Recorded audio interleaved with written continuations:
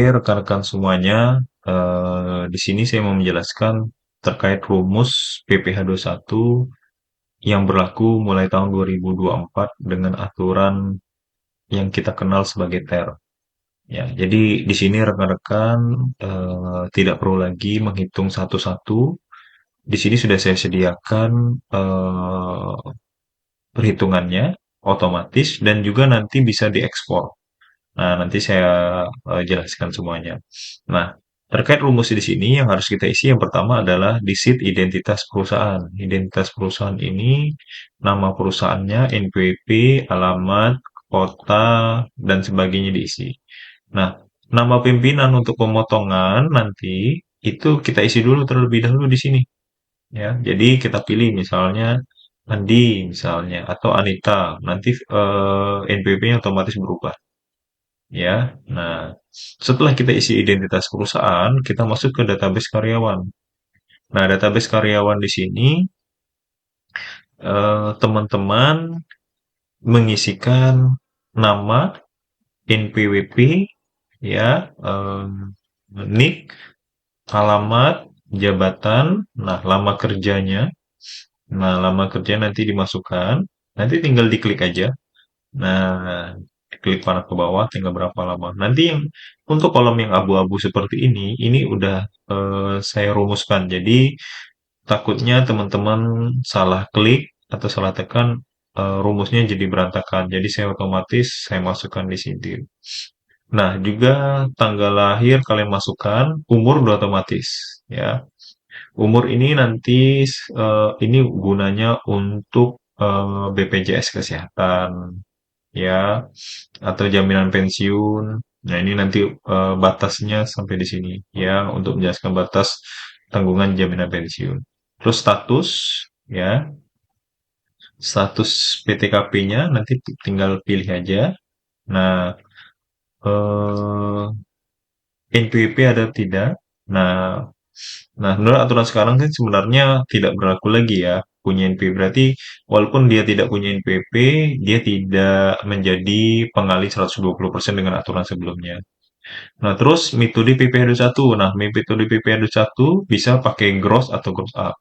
Nah, nanti ini pengaruhnya ke tunjangan pajak. Kalau gross, ya, itu nanti ditanggung karyawan. Kalau gross up, itu nanti ditanggung oleh perusahaan. Nah, BPJS Kesehatan. Nah, di sini rumus yang saya sediakan di sini, ini nanti linknya ke BPJS, ya, perhitungan BPJS. Nah, kadang ada karyawan yang dia bekerja di dua perusahaan. Nah, kalau di dua perusahaan, kadang hanya satu perusahaan yang menanggung BPJS kesehatannya. Nah, itu aturan dari BPJS-nya. Beda dengan kalau misalnya istri dan suami, misalnya istrinya sebagai pegawai negeri, ya, nah otomatis kan BPJS-nya ditanggung tuh. Nah, kalau itu tetap BPJS Kesehatan memotong. Kalau yang kasus di sini, yang aturan dari BPJS-nya bahwa dia di dua perusahaan yang berbeda. Nah, jadi kalau misalnya dua perusahaan berbeda, salah satu aja yang diikuti BPJS. Jadi kita bisa pilih iya atau tidak. Nah, terus sesuai dengan aturan BPJS, ya menurut kecelakaan kerja kan ada tarifnya. Bisa ada sangat rendah, rendah, sedang, tinggi. Berarti kita tinggal pilih. Kita komunikasikan kalau ini ke bagian yang menyetorkan BPJS kita. Kita pakai tarif yang mana sih? Yang sangat rendah, rendah. Karena persentasenya berbeda. Nah, terus metode perhitungan BPJS. Metode perhitungan BPJS ini apakah sama dari gaji? Nah, nanti saya jelaskan ya, kenapa? Karena ada beberapa perusahaan yang BPJS-nya itu berbeda. Ya, maksudnya perhitungannya. Misalnya gajinya 5 juta. Ya, gaji yang diterimanya 5 juta. Tapi yang disetorkannya untuk perhitungan BPJS itu hanya 3 juta misalnya. Nah, kalau misalnya beda, kita buat beda. Kalau misalnya sama, kita buat sama. Nah, kode pajak, nah jenis kelamin, nah yang abu-abu ini sesuai rumus, jadi kalian nggak perlu mengkliknya. Terus karyawan asing atau tidak. Nah, setelah ini diisi semua, barulah kita nanti ke folder, sorry, ke sheet Januari. Nah, ke sheet Januari, nanti rekan-rekan bisa melihat di sini. ya. Nah, otomatis yang saya abu-abuin ini otomatis dari inputan dari database karyawan. Nah, jadi kita mengisi cuman apa? Mengisi cuman gaji pokok, ya. Nah, kita cuma mengisi gaji pokok, terus tunjangan, ya, tunjangan pangan, transport, jabatan, resiko khusus atau lainnya. Nanti isikan di sini. Ya, nanti diisikan di sini sesuai dengan gaji ya yang dibayarkan. Ada gaji pokok, ada tunjangan. Pak, gimana kalau misalnya tidak ada tunjangannya? Ya dikosongkan aja. Ya, kalau hanya gaji pokok aja yang diisikan. Ya, jadi rekan-rekan tinggal mengisinya di sini. Nanti otomatis dia menghitung sendiri pajaknya. Nah, terus yang tadi saya bilang, perhitungan BPJS kan karena tadi berbeda, misalnya gaji pokoknya 40 juta, ya. Atau ini yang di sini si Anita, gaji gaji dia 17 juta, tapi perhitungan yang dilaporkan ke pajak, sorry, ke BPJS hanya 15 juta. Nah, berarti kita cukup isikan 15 juta dan 15 juta. Ya, kesehatannya berapa yang dilaporkan, keterangan berapa. Jadi ini dikoordinasikan ke bagian yang pelaporan atau penyetoran ke BPJS-nya. Ini untuk yang beda ya. Tapi kalau yang sama, nanti kalau sudah tadi diinput di database yang sama, ya, rekan-rekan nggak perlu nanti mengisikan ini. Ya, nggak perlu mengisikan ini. Kalau sama, ya, sama dari gajinya.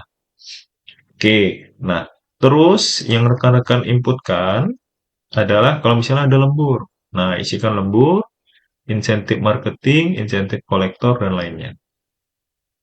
Ya, nah otomatis nanti perhitungan ya, yang kolom abu-abu ini yang saya bilang tadi adalah dia otomatis ya, rumusnya menghitung otomatis BPJS Kesehatan, JKK, jaminan kematian sama totalnya.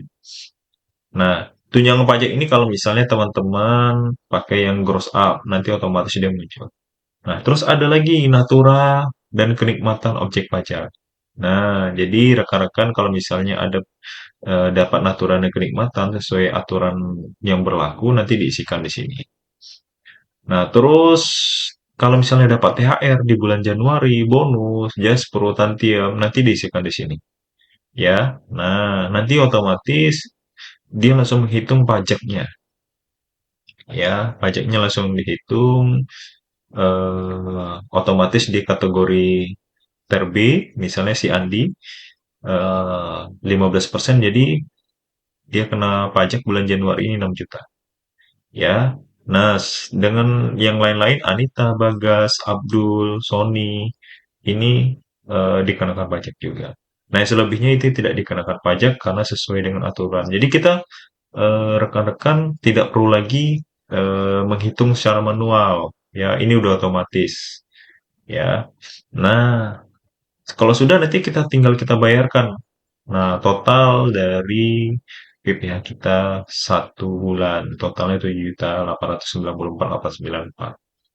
Nah, di rumus ini juga kalau misalnya kita ada zakat. Nah, zakat kan sekarang jadi pengurang ya, pengurang dari PPh satu. Nah, nanti bisa kita inputkan, tapi zakatnya sesuai dengan aturan yang berlaku. Contohnya ke Basnas, ya. Nah, atau ada iuran pensiun selain BPJS yang rekan-rekan setorkan, nanti masukkan di sini. Nah, ini nanti jadinya jadi pengurang di akhir tahun nantinya. Nah, setelah itu teman-teman isikan tanggal pemotongannya. Misalnya terima gajinya misalnya tanggal 25, ya, terus dipotong PPDS itu isikan 25 Januari 2024. Oke, paham ya rekan-rekan ya. Nah, untuk nanti terkait ekspor nanti di video next selanjutnya. Ya, kali ini kita membahas tentang bagaimana cara penginputannya saja. Ya, nah kalau nanti terkait dengan penginputan di DJP online, ya nanti ada yang manual, ada yang secara otomatis ekspor. Sorry, impor nantinya kalau di DJP online. Nah, ini yang manual, kalau mau diketik kalau karyawannya sedikit, tapi kalau mau karyawannya banyak, nanti kita impor aja. Nah, jadi rekan-rekan di bulan Januari menginput, ya tinggal membayarkan aja. Nanti di bulan Februari menginput juga. sama ya. Nah, bulan Februari menginput juga sama seperti penjelasannya di awal tadi. Maret, April. Nah, pokoknya rekan-rekan tinggal menginputkan aja. Nah, misalnya di bulan Maret ada dapat THR. Nah, tinggal diinputkan aja di kolom THR. Otomatis nanti perhitungan pajaknya juga berbeda dari bulan-bulan sebelumnya. Ya, nah di sini berbeda nih. Ya, dari sebelum tadi kan 7 juta cuman hasil 26 juta. Oke. Ya, jadi ini dimudahkan. Jadi rekan-rekan cuman hanya mengisikan gajinya aja. Mengisikan gajinya, ya, berapa, tunjangan apa yang didapatkan, terus BPJS-nya diisi kalau dengan aturan yang berbeda, ya. Nah, ini sudah teruji dan dicoba di DJP Online sama proses perhitungannya. Nanti rekan-rekan bisa juga. Nah, contohnya seperti ini. Contohnya kalau misal BPJS kesehatannya tadi tidak, ya, otomatis perhitungan BPJS kesehatannya, nah, nanti kosong. Nah, kenapa? Karena sudah saya jelasin tadi sebelumnya. Ya, nah nanti di bulan Mei, nanti diisi Juni, ya sama Juni, Juli. Jadi tiap bulan kita menginputkan dan menyetorkan kan tiap bulan juga. Juli, Agustus, September, Oktober. Nah, nanti rekan-rekan tinggal menginputkan aja yang sama. Oktober, November. Nah, misalnya nanti ada juga contoh di video selanjutnya yang berhenti. Nah, berhenti nanti nggak usah kita inputkan. Nah, nanti kita langsung ke inputkan ke SPT tahunan. Nanti saya jelasin di eh, video next selanjutnya. Ya. Terus Desember. Nah, Desember nanti rekan-rekan inputkan sama, gaji yang diinputkannya sama, ya. Ini yang tahunan ya. Nah, inputkan sama. Nanti untuk karena berhenti nggak usah diinputkan, nanti otomatis. Nanti, nah muncul ya. Nah, nanti pada bulan Desember, nanti kalau dia muncul merah seperti ini, berarti dia terdapat kelebihan pajak. Nah, jadi bulan Desember kita nggak perlu memotong dari PPh-nya. Karena apa yang sudah disetorkan dari Januari sampai November, itu berlebih. Ya, nah dari rekapan PPh 21 tahun. Jadi kalau sudah berlebih, ya nggak usah diinputkan. Ya, nah, ya, jadi kita bisa minta pengembalian, ya, atau kita nanti bisa kita reklas, eh, ya, sorry, bukan reklas, kompensasi ke bulan berikutnya, ya, nah, otomatis. Nah, cukup sekian untuk menjelaskan dari penginputan PPh satu, rumus PPh satu, tinggal kita inputkan aja, ya. Nah, yang sudah saya jelasin tadi per bulan, udah itu gampang. Nanti video selanjutnya adalah kita tinggal bagaimana cara mengekspornya dan nanti di Jeponen kita mengimpornya. Ya, biar nggak rekan-rekan nggak capek eh, satu persatu ya menginputkannya di DJP Online.